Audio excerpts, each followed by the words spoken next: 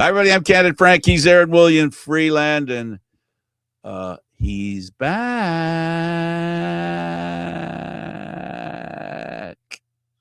Yes, sir. We are finally back. It's been a while, hasn't it? I don't think we've spoken since Monday, the 22nd of December in the previous year. So it's been a while. It's been an annum. Literally. It's been a good and bad departure or vanishing. Well, look, why don't we pick up where we left off? And like you said, the 22nd was the last time we were here. So there was a game on the 23rd, and it was Pittsburgh. And the Leafs won and the lead. Yeah, this one, something that we definitely needed, put it that way. Nylander scored 9:07 into the first. Brian Rust tied it up 44 seconds later, sorry. And then Matthias Michelli got one, which made it 2-1 at 13:34 of the first. Heading into the second intermission, Steve Lorentz came out on fire, scored 7:38 into the second period. Rutger McGroarty, now here's a made-up player name for you if you've ever heard one. Rutger McGroarty scored to make it 3-2 at 11:43 of the second. And then Anthony, definitely an old-timey player. That's got one of those Sillaps or Kip Purdue sort of feels to it. Anthony Mantha scored in the first minute of the third period, but then Domi, Bobby McMahon, and Willie Nylander all had goals to finally cement it. The last two by McMahon and Nylander were actually empty netters. So Toronto managed to put that game away 6-3. I don't think Toronto was ever really in danger of losing that game. There were periods where they tried to make it close, but it didn't really pan out to anything. Penalties were even, 3 apiece, so that worked out nicely. But yeah, the majority of the penalties happened in the third period when everything seemed to get a little bit tighter and everybody was gripping the sticks just a little bit harder. So at the end of the day, 6-3 Leafs on that one. 4 days later, they played the Senators, a team. The Pens too. I mean, they're at the bottom, so they got to beat everybody they run into, like we've talked about, Aaron. And they handed the Sens a defeat, which was pretty impressive. Yeah, I was very impressed by that. Now, it hasn't helped that Ottawa hasn't exactly played the best in their last 10. They are 6-3-1. But with that, they've actually tumbled to a point behind the Maple Leafs, who are coincidentally and interestingly enough 5-4-1 in their last 10. But yeah, at the end of the day, the Battle of Ontario turned into a wee bit of a barn burner. I've heard it described by various television personalities as holiday hockey in the truest sense of the word, in that there's absolutely no defense. It's full of sugary goals that are bad for you, and it drives coaches nuts. Are you saying it was a turkey? I'm saying that this was a week and a half, almost 2 weeks of just straight up sugar, and I don't think it was good for anybody. Toronto jumped out to a nice 2-0 lead in the first period before Nick Cousins clawed one back with 2 minutes and 10 left. They opened the scoring again to tie it up early in the second period. As is tradition, the Leafs seem to get scored on during the first minute and last minute of each period, or they're the ones doing the scoring. So, Willie Nylander opened it at the 42nd mark, 42nd mark, of the first period for Toronto. Then Ridley Greig scored in the first 20 seconds of the second period. Then Drake Matherson scored in the first 15 seconds of the third. But at the end of the day, Toronto's stick-to-itiveness saw them come out on top 7-5, with Tavares getting the empty netter to seal the deal. Absolutely. And then they played the Red Wings and lost in overtime. That was an important game that if they could have taken those 2 points. If they could have taken those 2 points, that would have been really fantastic. I mean, as it was, they at least managed to get a point out of it by going to overtime. I heard people say that, this is one of those games where it's like, the Leafs should win. No, they really shouldn't. They need to. Detroit is on top of the division. Yeah, they're defying expectations currently. They're sitting at 24-14-4. It's unbelievable. but yet somehow, the Leafs are expected to come out on top, which realistically speaking, nah. At the end of the day, they managed 36 shot attempts. Sorry, 27 shot attempts to Detroit's 36 shot attempts. At the end, Detroit came out on top just mainly because bad change and the way she went. Absolutely. And then they turned around. They beat the Devils 4-0. Joseph Wall with a blanking shutout.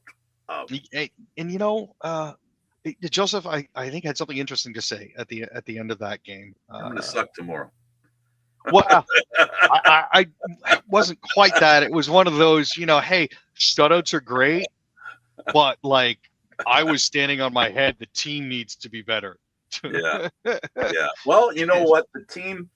The team played well. They won 4-0. They played without their captain, so they proved that they could play defensive hockey. The Devils are a team that haven't been playing well. I think they were like in the middle of 1-7 record or something.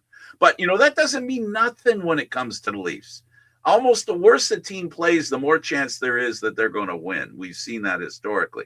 And cue the Jets, they'd lost like 8 of their last games or 7 of their last games, and now they're playing the Leafs. And then they jump out to the infamous 4-1 lead. I tell you, with Winnipeg coming in 1-6-3 in their last 10 and on a 3-game losing streak, I was convinced that this is where they were going to be able to turn it around because it's the Maple Leafs. It's New Year's Day. Now, don't get me wrong. The last 4 New Year's Day games before this, Toronto had actually managed to come out on the winning end of it. So there was hope that this sort of tradition would continue, and they did not disappoint. Yeah. They did it first. You see all the posts in the Maple Leaf chats? They suck again. They're getting drilled by the worst team in the league. But it was 4-1, and that was at the 5:24 mark of the second period. And the last half of the game, it was all Leafs. They outscored them 4-1, going away in the second and third periods. Ekman Larson had his 7th. Austin Matthews had his 17th and 18th goals of the season. Matias Maccelli got in on the scoring. Troy Stecher finally had his first. What a shot by Maccelli. That was a dynamite play. I don't think anybody was expecting that. Was it a coinky dink that he played so well? Because there's rumors he's being traded to Boston. If you can pump your own tires before the event actually happens, maybe he wants out. He might want out. You never know.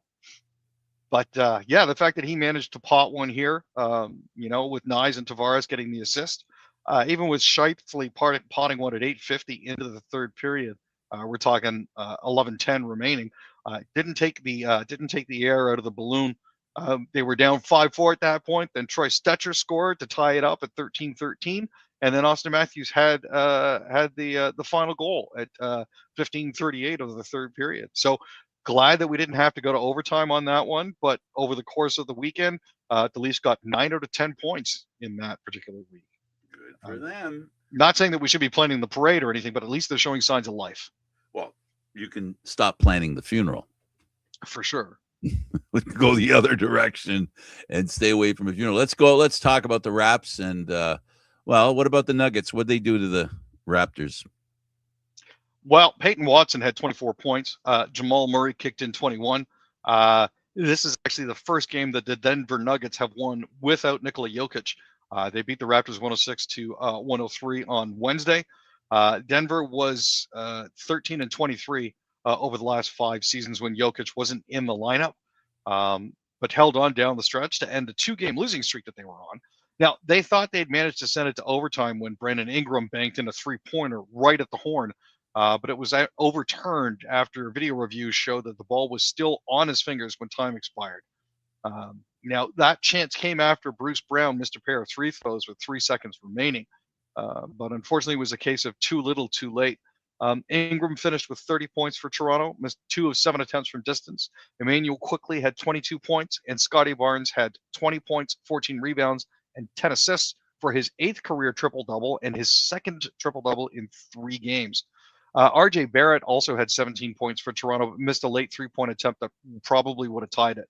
So they're going into Atlanta on Saturday, and the Nuggets are currently in Cleveland tonight. Let's do some CFL. Red Blacks picked up a player. Yeah, so they've acquired Niles Morgan from the Elks. They sent American linebacker. They got American linebacker Niles Morgan, and 2 draft picks were sent over for another pair of draft picks in the 2026 CFL draft. So basically, the Red Blacks got Niles Morgan, a 2026 third-round pick, and a 2026 fifth-round pick, while the Elks got a 2026 third-round pick and a 2026 fourth-round pick. Now, he's one of those players, Dinwiddie said, that they've enjoyed watching from afar over the past several seasons, and he's excited to have them as part of the defense moving forward. God, it's still confusing to say his name in association with Ottawa as opposed to Toronto. Absolutely. It's tough, man. Absolutely. Let's talk about the Rough Riders, and they extend MLS. Yeah, they've signed him to a 2-year contract extension. He was supposed to be a free agent in February and was ranked 3rd in the CFL's top 30 pending free agents list. MLS signed his extension with the Riders after a really, really good performance in the 112th Grey Cup that helped his team seal their 5th championship in club history. He went 10 for 10 with 108 yards. That's the highest total for a Rough Rider in a Grey Cup game in club history.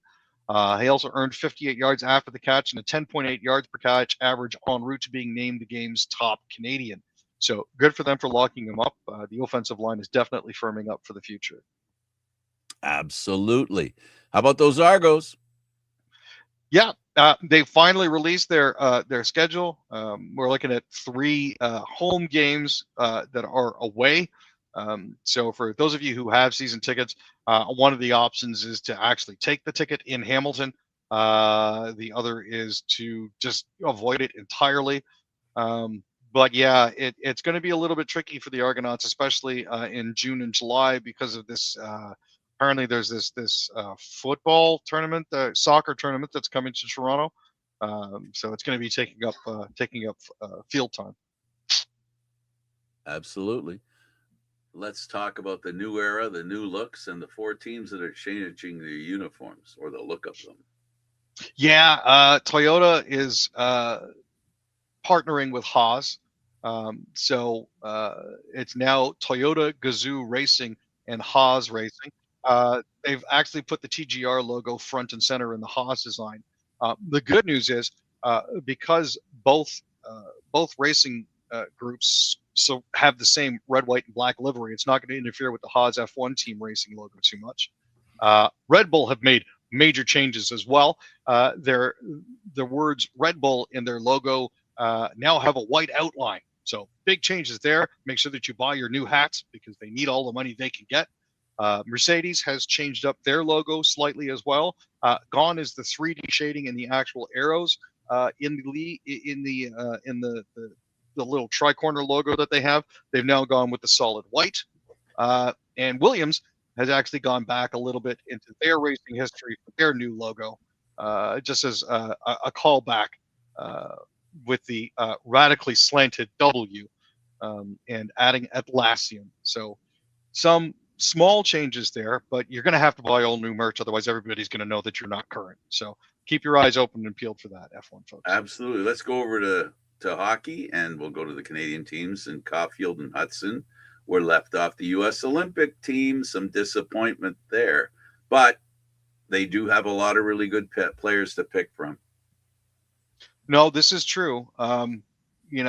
They were hoping that they'd be playing in the Winter Olympics next month in Milano Cortina, Italy. They will most likely, if there are any injury replacements, they'll be called up, but they didn't appear on the initial Winter Games roster when it was announced on Friday morning. Caulfield, who's just 25, leads the Canadians with 20 goals with 20 assists in 40 games this season. He was also the Molson Cup recipient for December after scoring 5 goals and 8 assists during the month. Hudson has 6 goals, 34 assists, and a plus 12 differential this season on defense. The reigning Calder Trophy winner for the best rookie was tied for second in scoring in the league amongst defensemen entering Friday.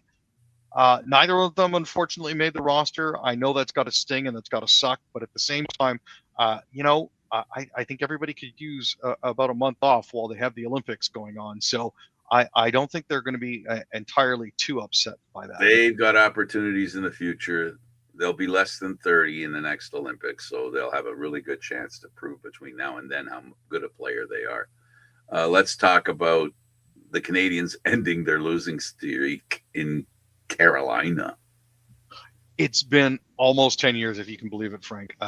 They haven't won on the road against the Carolina Hurricanes since Marty St. Louis was still playing in the league, and that was going back to April 2016. So, they finally managed to catch a win there.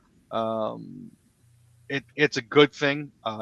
They've been having a lot of issues in the second period this season. But this time around, they actually had a strong middle period. After conceding or allowing a fourth goal, the Habs actually scored 3 unanswered to roll back with a 5-4 lead before finally taking the win. So, good for them on that. It's been a bit of time coming. I'll give them that much. In Ottawa, Sanderson out, Pinto in.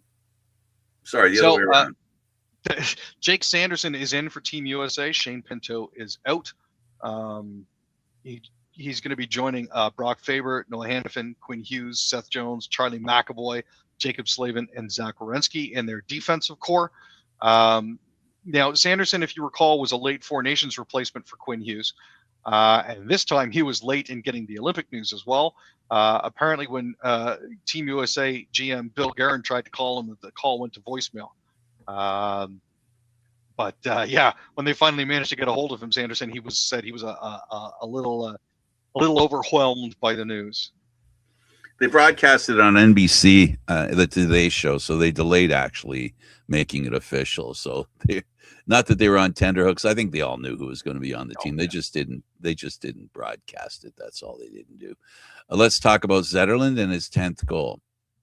Yeah, so the Senators are 6-3-1 in their last 10. The good news is Zetterlund's been a part of that. He scored with less than 2.5 minutes left to give the Sens a 4-3 win over the Washington Capitals yesterday. His 10th of the season came less than 2 minutes after Alexei Protas tied the game at 3-3. So thanks to that, the Sens managed to bring it home. Batherson had a wide open net late in the second, but his shot hit the post. Greek tied it with 28.8 seconds left in the second period. That was a shot that, unfortunately, Thompson inadvertently pushed over the goal line. The Senators are going to be playing the Winnipeg Jets on Saturday, and the Caps are going to be hosting the Blackhawks on Saturday. Hellebuck made the U.S. team. Yep. I don't think there was really any surprise there. Kyle Connor and Connor Hellebuck, the Connors, unofficially named, have earned their spots on Team USA's roster. Given their track records and recent history with the national team, I don't think that was going to be any bit of a surprise. They were part of the Four Nations face-off team and were widely expected to return to the Olympic stage. Now, this is a huge confidence boost for both players. I know Hellebuck hasn't exactly been spectacular since his return from injury, but this should be a good vote of confidence for him, a nice little shot in the arm. Flames have been playing well. They thumped the Flyers 5-1. Yeah, this is their 5th straight home game that they've won. Michael Backlund stayed hot. He got his 10th goal on Wednesday. Morgan Frost, Jonathan Huberdeau, Rasmus Anderson, and Connor Zary also scored for Calgary, who are Bettman 500 at 18-18-4, while Mackenzie Weegar and Matt Coronado each chipped in a pair of assists. Travis Konechny scored for Philly, who are 20-12-7, making 25 saves for his 8th straight win at home. Was Dustin Wolf, who evened his record at 14-14-2. And Sam Urson, who had 20 saves for Philly, fell to 6-5-4. Up next, the Flyers are traveling to Edmonton to play the Oilers on Saturday, and the Flames are hosting the Preds on Saturday. Let's talk about Sweden and picking up 2 players, Anderson and Backlund. Yeah, so Rasmus Anderson is heading to the Olympics. Backlund was unfortunately left out. Anderson's start, I think, to the 25-26 season basically made him a lock for the blue line. You know, he was originally telling himself, Anderson was, that if I don't make it, I don't make it. But at the same time, like, there are so many good Swedish defensemen out there, he wouldn't have been surprised had he not made it. Now, he is going to be a UFA at the end of the season on July 1st. The Olympics are a great opportunity for him to pump his own tires before the season end to try to convince Calgary to get off their wallets and give him a deal. So, Do the Leafs sign him?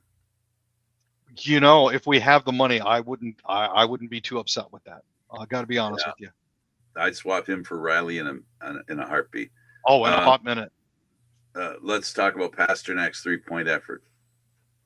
Yeah, he had 2 goals and an assist as the Bruins closed out the 2025 calendar year with a really much-needed 6-2 win over the Edmonton Oilers on Wednesday. The Bruins are 3-5-2 in their last 10. They've slipped all the way to 7th, tied with the Maple Leafs at 44 points, and 2 points out of a wild card spot behind Buffalo and Washington. Buffalo's looking like they might not ever lose again. They've won 10 in a row. And this team, anyways, Zach Hyman and Jack Roslovic had goals for the Pacific Division leading Oilers. Now they've lost 2 of their last 3, but are still 9-5-1 for the month of December. Hampus Lindholm's 2 points were a bit of an offensive explosion for him. He came into the game with just 1 point in his previous 12. Hyman extended his point streak to 6 games and has 12 goals in his last 16 outings. His first period goal was his 156th as an Oiler and moved him out of a tie with Craig McTavish for 15 most in franchise history. Up next, the Bruins are going to be playing their 4th game of a 5-game trip in Vancouver, and the Philadelphia Flyers are going to be hosted by the Oilers on Saturday. And McDavid says the Olympics are really here. Yeah, it's, sometimes it takes a while for it to sink in. But after he heard his name on Wednesday, he says it sort of started to become finally a little more real. As a player, he said, I'm just excited about the fact, it's becoming more real. It's coming together. The team's been announced. The Olympics are getting closer. He was one of 6 players added to the roster over the summer. And that's, one of those selections that genuinely carries a lot of weight. Absolutely. We now can talk about Elias Patterson of the Swedes, and he joins the Olympic roster. This, I think, has been one of those long time coming sort of things for Elias Pettersson, not to be confused with Elias Pettersson or the other Pettersson. This is the guy that wears number 40 for the Vancouver Canucks. Now, this should come as no surprise to anybody, really, mainly because he was one of the forwards representing them at the Four Nations Face-Off back in February. Even so, Pettersson's play was not as ideal as imagined, and he didn't record as many points in the 3 tournament games that he played. But he's also played on the U17 team in 2015, the Under-18 in 2016, and twice in the World Juniors in 2017 and 18, and the World Championship in 18 and 19. At the 2018 World Championships, Pettersson actually played with OEL and Anders Nilsson, where they won gold. Other Canucks that are going to be on Sweden's roster include the aforementioned OEL, Jacob Markstrom, Elias Lindholm, and Gustav Forsling. So Sweden is well represented, and they're bringing a pretty dynamic team there. Canuck speculation, Bruins linked to Leafs Michelli. I alluded to it earlier. Yeah. Now, the rumor going around is that, sure, Vancouver sent Quinn Hughes to the Minnesota Wild. Kiefer Sherwood also remains on the trading block for them. He's been the most frequent subject of trade rumors since November. Elliot Friedman speculated that the San Jose Sharks could be interested in Kiefer. Now, taking on a UFA-eligible player like Kiefer would indicate that the Sharks have eschewed selling off assets by the trade deadline and are instead becoming buyers in pursuit of their first postseason berth since 2019. And I got to be honest with you, the fact that they're sitting in a wild card spot right now, having a 3-game win streak going and being 6-4-0 in their last 10 is probably a good indicator.